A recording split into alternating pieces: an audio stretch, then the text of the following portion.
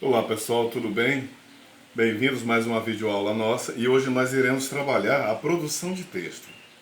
E nós iremos construir uma crônica, iremos construir isso junto. Primeira coisa, pessoal, é saber e relembrar, que eu já disse isso para você, o que é uma crônica. Uma crônica é um texto curto, certo? É uma narrativa porque conta uma história, ok? E está vinculada a situações do nosso cotidiano. Essas situações elas podem variar, certo? Muito bem. Agora vamos ao quadro para vocês compreenderem o restante do que eu estou falando para vocês. Vem comigo. Hoje nós iremos trabalhar a produção de texto. Que texto nós iremos produzir? Iremos produzir uma crônica, ou seja, nós vamos nos basear nesse desenho, nessa tirinha, na verdade, que eu enviei para vocês sobre o Cebolinha e o Cascão, num ponto de ônibus, e aí é em cima disso aí que nós iremos criar uma crônica. Vejam só aqui, todo texto tem uma estruturação, ou seja, para mim fazer um bilhete, eu preciso saber a estrutura do bilhete. Para mim fazer uma carta, principalmente se for uma carta pessoal, eu vou lembrar que nessa carta eu preciso colocar, vamos dizer, o local e a data, eu preciso saudar a pessoa com quem eu vou falar e preciso no final dela me despedir, certo? A carta, na verdade, ela é um gênero textual de cunho pessoal. A gente costuma mandar uma carta para aquela pessoa que é muito mais próxima da gente. Beleza? Então a crônica também tem suas características, tem a sua estruturação. Então vamos ver lá.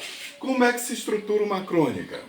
Primeira coisa, a situação inicial é onde as coisas vão acontecer. É o início, é o momento que você, enquanto, vamos dizer assim, enquanto narrador, vai estabelecer uma reflexão, logo de cara. Segundo ponto, desenvolvimento do conflito. O que é que vai acontecer depois daqui? Como é que as coisas se iniciaram e como elas vão se desenvolvendo? Os meninos estavam no ponto de ônibus, eles entram no ônibus, percebem que não tem onde se segurar, e aí você vai criando essa situação. Isso é o desenvolvimento da sua narrativa. Clímax. O clímax, pessoal, na verdade, é o momento crucial. É quando, vamos dizer assim, que é quando as coisas ou melhoram muito ou pioram, certo? E por fim, a conclusão. A conclusão é o desfecho. É o que eu quero que você entenda com tudo que foi dito aqui, com o que eu narrei, certo? Então a conclusão, vamos dizer assim, os meninos chegaram ao final do ponto deles, onde eles iam descer, e nada de mal aconteceu, alguns machucados, isso é com vocês. Ok? Então vamos mais uma vez. Estruturação da crônica. Situação inicial, início do texto, desenvolvimento, o que vai acontecer, o clímax, o momento mais importante do texto e a conclusão, como que se desfez, como se resolveu essa história. Vamos adiante? Muito bem. Aqui nós temos agora os tipos de crônica. São dois tipos específicos: crônica jornalística e crônica literária. A crônica jornalística é aquela que está vinculada principalmente aos meios de comunicação como jornais, revistas, rádio, certo? E trata de assuntos mais, vamos dizer assim, mais polêmicos, como política, saúde, segurança, mas sempre trazendo uma reflexão. Lembre-se, apesar de ser uma crônica jornalística, ela não é informativa. Ela traz uma reflexão. E o que seria essa reflexão? É fazer com que você entenda o porquê que eu estou lhe dizendo para você não fazer isso. Quer ver um exemplo? Lá no nosso livro, a gente pegou aqui, lá no livro, vou mostrar aqui para vocês, tá bom? Vai ficar melhor para entender. Muito bem, vamos chegar lá, estamos chegando. Chegamos. Olha aqui. Bem aqui no livro, no texto, o nome do nosso texto é Comunicação. O interessante do nome do texto é que, na verdade, não houve comunicação. Foi a coisa que faltou no texto, foi comunicação. Olha o que ele diz no início. É importante saber o nome das coisas, ou pelo menos saber se comunicar. Imagine você chegar no lugar e dizer, eu quero isso, isso, assim, é um negócio desse jeito. Seria complicado, né? Entenderam, pessoal? Quando o autor fez isso aqui, imagine você chegar no lugar, ele quer que você reflita sobre isso, porque a crônica, ela não é uma informação, ela é uma reflexão sobre determinada situação. Ok? Então vamos ao quadro de novo, vamos deixar o livro um pouquinho do lado. Ele é muito útil para vocês, tudo que eu estou passando é fundamentado no livro didático que vocês têm em casa. Lembre-se disso, tá?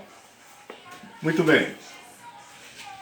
Crônica jornalística, como eu havia dito, a crônica jornalística ela está mais vinculada aos meios de comunicação, como jornais, revistas e ao rádio, certo? E também ela aborda temas mais, vamos dizer assim, mais relevantes, como política, saúde e segurança. A nossa crônica aqui, na verdade, o que nós vamos falar hoje mesmo, a nossa crônica ela é literária. Por quê, professor? Porque conta uma história, certo? Lá na nossa crônica, no livro que nós lemos, na crônica Comunicação, não está contando uma história de um vendedor que chega numa loja e por qual motivo que não sabemos, ele esquece completamente o nome da coisa que vai comprar. E aí o desenvolvimento acontece a partir do momento que ele vai dizendo, era uma coisa assim, ela faz uma volta, vem ali, faz clique. Isso é o desenvolvimento do texto. O clímax é quando ele percebe que o vendedor não está entendendo e ele diz, é preciso chamar o gerente. Vocês lembram disso porque vocês leram o texto. É importante ler o texto de novo e sempre para entender o que é uma crônica. Nesse mesmo capítulo, lá adiante, vocês vão perceber que eu tenho outra crônica, viu? Daqui a pouco eu mostro ela para vocês. Mas veja só, crônica literária, esse é o nosso assunto. Conta uma história. Que história que você vai contar aqui que eu coloquei para você aí? A história de dois garotos, Cascão e Cebolinha, que estão num ponto de ônibus, esperando o ônibus, entram no ônibus e percebem que não tem aonde se segurar, certo? Esse tipo de crônica, onde que eu encontro? Em livros. O que é comum nesses contos, nessas crônicas literárias? Ter narrador e ter personagem. Quem é o narrador nessa história que você vai contar? Você. Você é o narrador. Quem são os personagens? Cascão e Cebolinha. Professor, eu posso incluir mais algum personagem? Fica a seu critério. Aí depende do tamanho da crônica que você vai construir. Mas é importante se prender a esses detalhes. Situação inicial. Como que a coisa se inicia, como ela acontece. Certo? É importante saber disso. Uma coisa que tem que ter aí, eu vou mostrar daqui a pouquinho para vocês. É o local, o espaço, tudo certinho para vocês entenderem melhor. Ok. Muito bem. Vamos ver o que é que eu passei para vocês. Foi isso aqui, não foi, galera? Eu mandei essa imagem lá na plataforma também para vocês. Eu falei aqui da produção do texto. Nós vamos produzir uma crônica. E mostrei aqui no livro, você vai ver o passo a passo. Olha que observação importante aqui, ó. Veja só. Onde é que acontece essa história? Dentro do ônibus. Certo? Quem são os personagens principais? Cebolinha e Cascão. O lugar, o espaço. Ponto de ônibus. Ou dentro do próprio ônibus. O momento, o tempo. Ao meio-dia, à tarde, à noite. Vocês vão estabelecer esse tempo. Aí vem aqui a escrita. Em uma folha avulsa, registra a história imaginada. Certo? Então você vai detalhar primeiro, você vai fazer um rascunho. Revisão da escrita. Depois que você criou a história todinha, você vai avaliar o que você fez. Ou seja, chame um adulto, alguém da sua família, e leia para ele o que você escreveu, certo? O que você tiver escrito, a pessoa vai dizer, ficou bom, ou não ficou bom, vamos melhorar nisso aqui. É importante alguém ouvir, até mesmo para avaliar aquilo que você escrever, e principalmente você avaliar o que escreveu. Edição e divulgação aqui. Isso aqui seria na sala de aula, mas não é possível. Então nós vamos focar mais aqui, ó. Lugar, espaço, personagens, narrador, que é você. No final você assina, ok? Pessoal, esse é o texto, certo? O que é que vocês vão fazer? Para me ter uma base melhor e entender melhor como construir essa crônica, é eu ler. Nesse capítulo aqui tem duas crônicas. Tem a primeira lá, que é a comunicação, e tem um dia inesperado, que é a outra crônica que tem logo adiante, ainda dentro do mesmo capítulo. Leia as duas. Veja como o narrador conta essa história, como ele narra os fatos. E você vai ser esse narrador, ok? Muito bem, galera, vamos para a nossa segunda parte dos assuntos que serão abordados nessa semana, certo? Então agora nós vamos voltar um pouquinho atrás. Lembra do nosso primeiro conteúdo que nós trabalhamos poema, a nossa primeira unidade do livro? Pois é, nós vamos voltar um pouquinho agora a falar de sílaba tônica, de tonicidade das palavras. Primeira coisa é relembrar, o que é uma sílaba tônica? Sílaba tônica é aquela que é pronunciada com maior intensidade. Ela tem sua classificação, com certeza. E outra coisa, se uma sílaba de uma determinada palavra é tônica, as demais sílabas são chamadas de átonas, ok? Vamos à aula? Vem para o quadro. Essa atividade está no livro de vocês, na página 71, 72 e 73. É o jogo, é palavras em jogo. Um pouco mais de tonicidade das palavras, esse é o nome desse assunto. Pessoal, primeiro, o que é sílaba tônica? É a sílaba que é pronunciada com maior intensidade em uma palavra. Qual é a classificação? Existem 3 classificações básicas: oxítona, paroxítona e proparoxítona. Se a gente observar a palavra oxítona, a sílaba tônica vai ser sempre a última. Em uma proparoxítona, a sílaba tônica é a penúltima. Aliás, perdão, em uma paroxítona, a sílaba tônica é a penúltima. E uma proparoxítona é a antepenúltima. Lá. Eu vou mostrar de um jeito mais prático para vocês. Veja só. Vamos lá? Mais uma vez, para ficar melhor, ficar mais claro. Classificação. Isso, pessoal, quanto à sílaba tônica. Oxítona. Quando a sílaba tônica for a última. Olha a palavra. Maracujá. Até mesmo pelo fato de estar acentuada, isso já me dá uma ideia de que é a sílaba mais forte. Paroxítona. Quando a sílaba tônica é a... Aí eu conto, última, penúltima. Então, acordo. A minha sílaba tônica é cordo. Então, é a penúltima. Proparoxítona. Olha a palavra, relâmpago. Eu conto 1, 2, 3. Ou eu conto última, penúltima e antepenúltima. Essa é minha sílaba tônica, lã. Detalhe importante para vocês. Toda proparoxítona, ela é o quê? Acentuada. Ela é automaticamente acentuada. Não existe proparoxítona sem acento. Certinho? Muito bem. Já as paroxítonas, umas podem vir com acento e outras não. Do mesmo jeito as oxítonas. Só frisando mais uma vez. Quanto à sílaba tônica, ela é oxítona. Quando a sílaba tônica é a última. Ela pode ser paroxítona. Quando a sílaba tônica é... Aí você conta a última, penúltima. E ela é proparoxítona quando ela é a antepenúltima. 1, 2, 3. Sempre que você for classificar, você conta as sílabas do final para o começo da palavra. A palavra pode ter 10 sílabas, mas o que importa são apenas as 3 últimas. Ok? Muito bem, galera. Outro ponto estratégico dentro da tonicidade das palavras. Olha só. Palavras com a mesma grafia, ou seja, com a mesma escrita, escrita da mesma forma, o que vai diferenciar é um acento, na verdade. Então vamos lá. Palavras com a mesma grafia ou com a mesma escrita, mas cujos significados se alteram, são diferentes, ok? Então vamos lá. Observe um detalhe. A palavra fábrica e a palavra fabrica. Elas têm significados diferentes.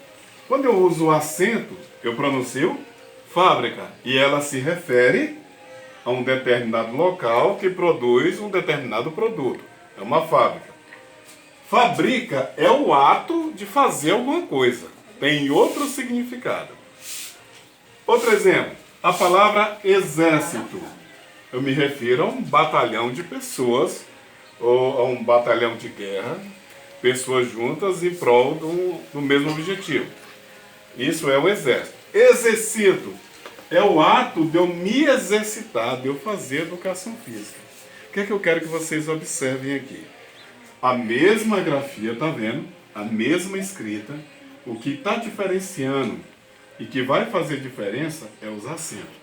Exército, grupo de pessoas que vão a uma guerra. Exercito é o ato de se exercitar, fazer educação física. Fábrica, o local onde produz alguma coisa. Fabrica é o ato de fabricar um objeto. Certinho? Então eu poderia dizer o seguinte. Foca em mim aqui um pouquinho. Eu poderia dizer para você o seguinte. Eu vou usar a palavra fábrica. Na fábrica se produz sapatos. Então eu usei a palavra fábrica. A trabalhadora fabrica panelas. Eu usei a palavra fabrica, porque é o que ela faz. O exército alemão avançou na fronteira. O exército. Todas as manhãs eu me exercito. Olha, tá vendo a diferença? A mesma grafia, significados diferentes. Ok.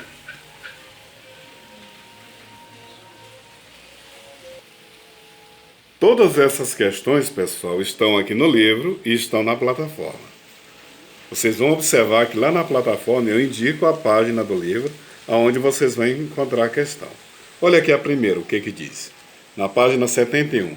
Escreva 3 exemplos de palavras de cada grupo. Ou seja, você vai escolher 3 palavras que sejam oxítono, 3 que sejam paroxítono e 3 que sejam proparoxítono. Vamos para outra página para vocês entenderem. O uso da palavra quando ela tem a mesma escrita, mas tem significado diferente. Olha a questão A. Ela tem...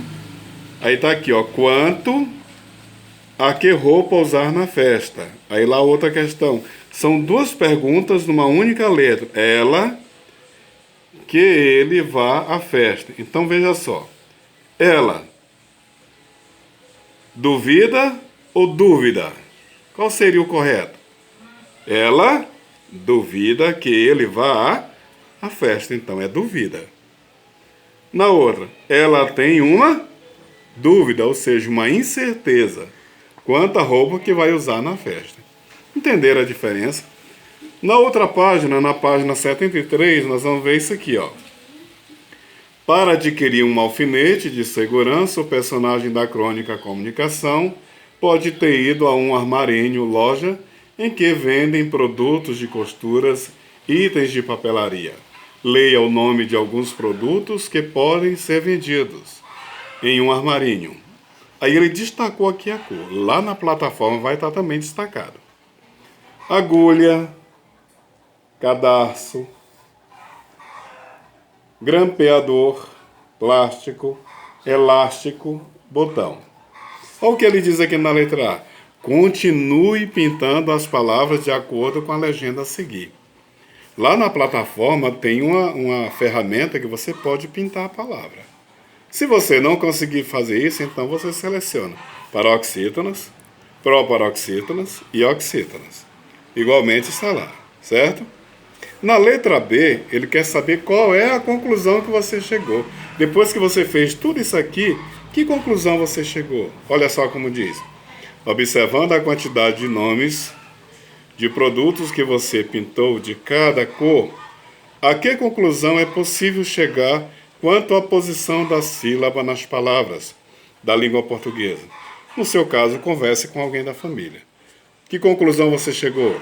Você vai perceber que algumas palavras se comportam de um jeito, outras de outros, e aí sucessivamente. Por fim, tem esse assunto aqui, ó. É a mesma coisa. Oxítono, você vai ver aqui esse esquema, eu botei lá no quadro, está aqui no livro também. Aqui, ó, a sílaba tônica é a última. Você vai escrever umas 2 palavras com esse significado, um oxítono, paroxítono e proparoxítono. Ok? Muito bem, pessoal. Outro ponto importante é vocês ler o texto. Leia o texto comunicação. Leia a outra crônica que tem lá adiante.